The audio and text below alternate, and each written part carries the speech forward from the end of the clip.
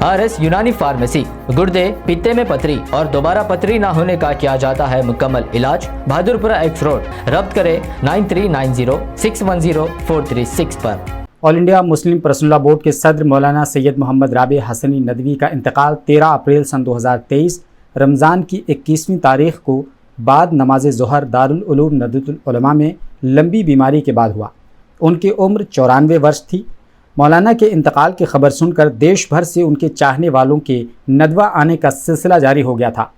आम तो आम सरकारी ओहदेदारान भी मौलाना को श्रद्धांजलि देने नदवा पहुंच गए थे। आखिरकार उसी रोज़ तरावी की नमाज के बाद करीब 10:30 बजे नदवे के कैंपस में मौलाना सैयद मोहम्मद राबे हसनी नदवी का नमाज जनाजा पढ़ाया गया।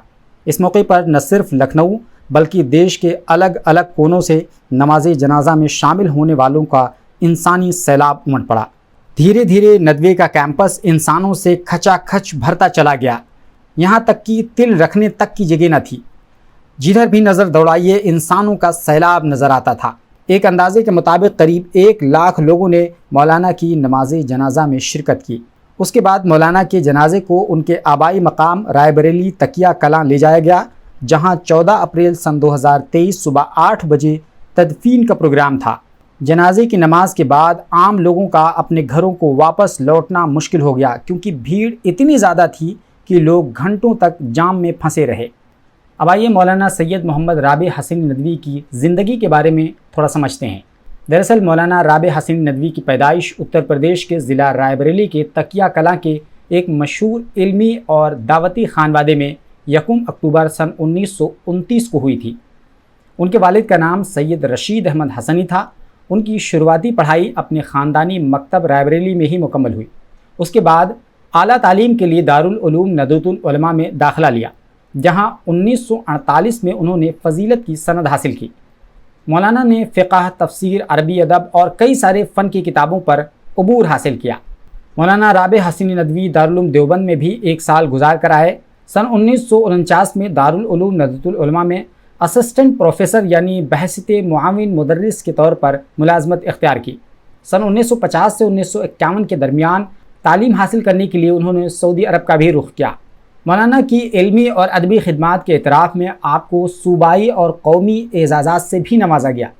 आप 1970 में नदवतुल उलमा के कुल्लियतुल लुग़ा के डायरेक्टर यानी नायब मुहतमिम की हैसियत से भी अपने खिदमात अंजाम दिए और मौलाना सैयद अबुल हसन अली हसनी अन-नदवी की वफ़ात के बाद सन 2000 में दारुल उलूम नदवतुल उलमा के नाज़िम यानी डायरेक्टर के तौर पर मुंतखब किए गए।